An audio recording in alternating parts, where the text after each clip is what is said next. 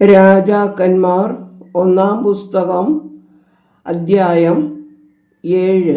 ശലോമോൻ തൻ്റെ അരമന 13 സംവത്സരം കൊണ്ട് പണിതു തീർത്തു. അവൻ ലെബാനോൻ വനഗ്രഹവും പണിതു. അതിന് 100 മുഴം നീളവും 50 മുഴം വീതിയും 30 മുഴം ഉയരവും ഉണ്ടായിരുന്നു. ദേവദാരു കൊണ്ടുള്ള 3 നിര തൂണിന്മേൽ ദേവദാരു ഉത്തരം വെച്ച് പണിതു. ഓരോ നിരയിൽ 15 തൂണ് വീതം 45 തൂണിന്മേൽ തുലാം വെച്ചു. ദേവദാരു പലക കൊണ്ട് തട്ടിട്ടു. 3 നിര ജനൽ ഉണ്ടായിരുന്നു. 3 നിരയിലും അവ നേർക്കുനേറായിരുന്നു. വാതിലും കട്ടിളയും എല്ലാം സമചതുരവും. ജനൽ 3 നിരയായി നേർക്കുനേരെയും ആയിരുന്നു. അവൻ 50 മുഴം നീളവും 30 മുഴം വീതിയുമുള്ള ഒരു തൂൺ മണ്ഡപവും അതിൻ്റെ മുൻവശത്ത് തൂണും ഉത്തരപ്പടിയുമായി ഒരു പൂമുഖവും ഉണ്ടാക്കി. ന്യായം വിധിക്കേണ്ടതിന് ആസ്ഥാന മണ്ഡപമായി ഒരു സിംഹാസന മണ്ഡപവും പണിതു. അതിന് ആ സകല ദേവദാരു പലക കൊണ്ട് തട്ടിട്ടു.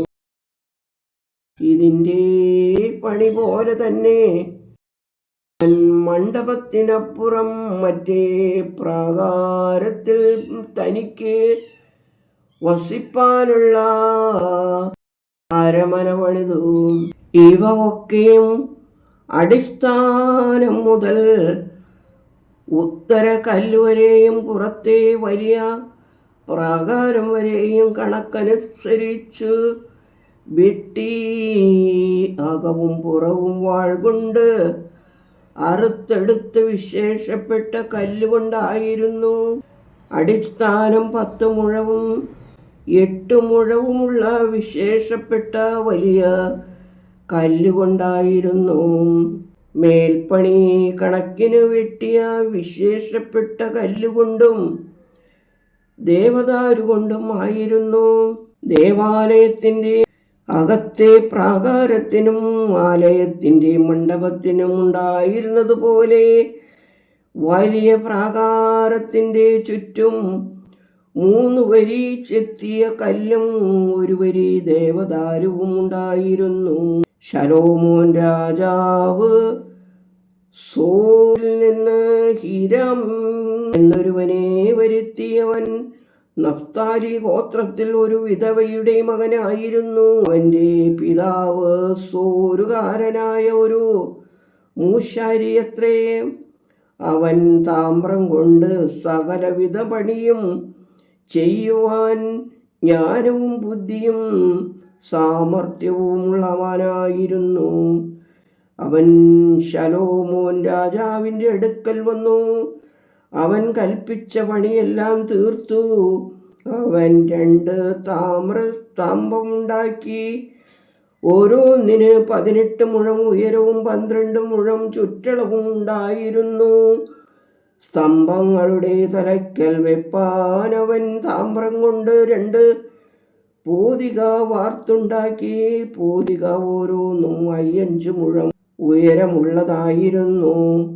സ്തംഭങ്ങളുടെ അഗ്രത്തിലെ പോതികയ്ക്ക് വല പോലെയുള്ള വിചിത്രപ്പണിയും ചങ്ങലയും ഉണ്ടായിരുന്നു. പോതിക ഓരോന്നിനും ഇങ്ങനെ 7 ഉണ്ടായിരുന്നു.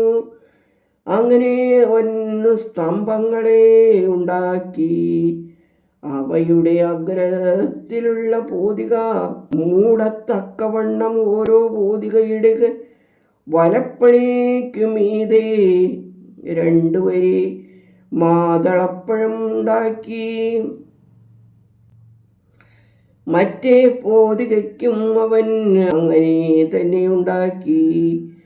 മണ്ഡപത്തിലുള്ള സ്തംഭങ്ങളുടെ തലക്കിലെ പോതിക താമരപ്പൂവിൻ്റെ ആകൃതിയിൽ 4 മുഴമായിരുന്നു.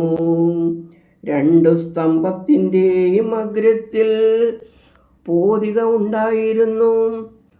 ഒരു പോതികയ്ക്ക് വലപ്പണിക്കരികെ കുംഭത്തോട് ചേർന്ന് ചുറ്റും വരി വരിയായി 200 മാതളപ്പഴം ഉണ്ടായിരുന്നു. മറ്റേ പോതികയ്ക്കും അങ്ങനെ തന്നെ. അവൻ സ്തംഭങ്ങളെ മന്ദിരത്തിന്റെ മണ്ഡപവാതിൽക്കൽ നിർത്തി. അവൻ വലത്തെ സ്തംഭം ഉയർത്തി അതിനു യാഗീൻ എന്നും ഇടത്തെ സ്തംഭം ഉയർത്തി അതിന് ബോവസ് എന്നും പേരിട്ടു. സ്തംഭങ്ങളുടെ അഗ്രം താമരപ്പൂവിന്റെ ആകൃതിയിലായിരുന്നു. ഇങ്ങനെ സ്തംഭങ്ങളുടെ പണി തീർന്നു. അവനൊരു കടൽ വാർത്തുണ്ടാക്കി. അത് വൃത്താകാരമായിരുന്നു. അതിന് വക്കോട് വക്ക് 10 മുഴവും ഉയരവും 5 മുഴവും ചുറ്റും 30 മുഴവും ഉണ്ടായിരുന്നു. അതിൻ്റെ വക്കിന് താഴെ പുറത്ത് മുഴം ഒന്നിന് 10 കുമിഴ് വീതം കടലിന് ചുറ്റുമുണ്ടായിരുന്നു. അത് വാർത്തപ്പോൾ തന്നെ കുമിഴും 2 നിരയായി വാർത്തിരുന്നു.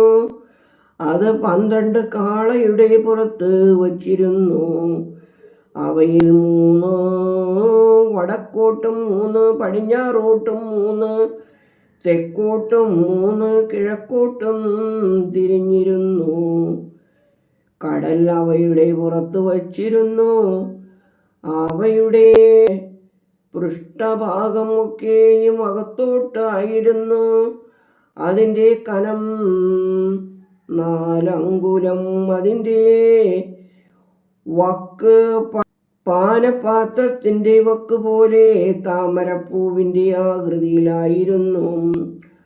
അതിൽ 2000 ബത്ത് വെള്ളം സംഭരിക്കാം. അവൻ താമ്രം കൊണ്ട് 10 പീഠമുണ്ടാക്കി. ഓരോ പീഠത്തിനും 4 മുഴം നീളവും 4 മുഴം വീതിയും 3 മുഴം ഉയരവും ഉണ്ടായിരുന്നു. പീഠങ്ങളുടെ പണിയോ അവയ്ക്ക് ചട്ടപ്പലക ഉണ്ടായിരുന്നു. ചട്ടപ്പലക ചട്ടങ്ങളിലായിരുന്നു. ചട്ടങ്ങളിൽ ഇട്ടിരുന്ന പലകമേൽ സിംഹങ്ങളും കാളകളും കെരൂബുകളും ഉണ്ടായിരുന്നു. ചട്ടങ്ങളിൽ അതുപോലെ സിംഹങ്ങൾക്കും കാളകൾക്കും മീതെയും താഴെയും തോരണപ്പണിയും ഉണ്ടായിരുന്നു.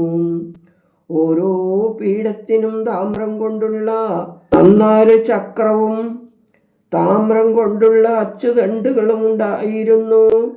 അതിൻ്റെ 4 കോണിലും കാലുകളും തൊട്ടിയുടെ കീഴേ കാലോരോന്നും പുറവശത്ത് തോരണപ്പണിയോടുകൂടി വാർത്തിരുന്നു.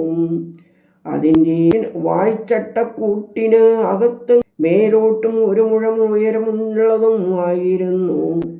അതിൻ്റെ വായ് പീഠത്തിൻ്റെ പണി പോലെയും 1.5 മുഴം വൃത്തത്തിലും ആയിരുന്നു. അതിൻ്റെ വായ്ക്ക് കൊത്തുപണിയുണ്ടായിരുന്നു. അതിൻ്റെ ചട്ടപ്പലക വൃത്താകാരമല്ല, ചതുരമായിരുന്നു. ചക്രം 4 ചട്ടങ്ങളുടെ കീഴും ചക്രങ്ങളുടെ അച്ചുതണ്ടുകൾ പീഠത്തിലുമായിരുന്നു.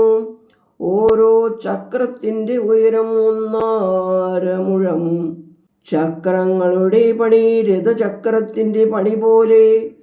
അവയുടെ അച്ചുതണ്ടുകളും വട്ടുകളും അഴികളും ചക്രനാഭികളും എല്ലാം വാർപ്പു പണിയായിരുന്നു. ഓരോ പീഠത്തിൻ്റെ 4 കോണിലും 4 കാലുണ്ടായിരുന്നു. കാലുകൾ പീഠത്തിൽ നിന്ന് തന്നെ ഉള്ളവായിരുന്നു. ഓരോ പീഠത്തിൻ്റെയും തലയ്ക്കൽ 1/2 മുഴം ഉയരമുള്ള വളയവും ഓരോ പീഠത്തിൻ്റെയും മേൽഭാഗത്ത് അതിൻ്റെ താങ്ങുകളും അതിൻ്റെ വക്കുകളും അതിൽ നിന്ന് തന്നെ ആയിരുന്നു.